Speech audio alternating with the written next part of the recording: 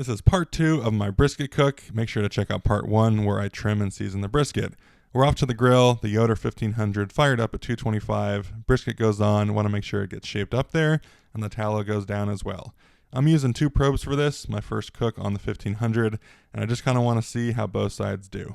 Now, after a couple hours, we're getting a little bit of color, nothing too crazy to write home about. Again, this is the meat side up, so we're not getting that fat, but this fat is rendering really nice. Gonna spritz it up with apple cider vinegar every time I check, just because I can and because others do.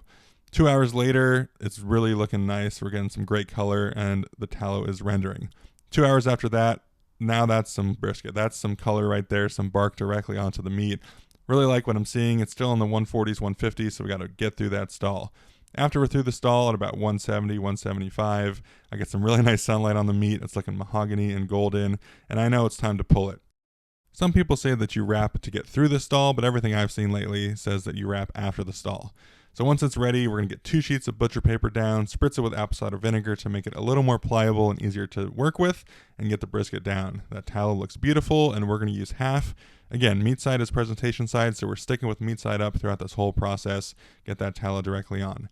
Now you're going to wrap it up as taut as possible. Admittedly, not my greatest wrap job, and I had some excess, so I'm going to fold it up and use it as a base. And I'll see you in part 3 where we finish cooking the brisket, and I'll show you how I rested it and sliced.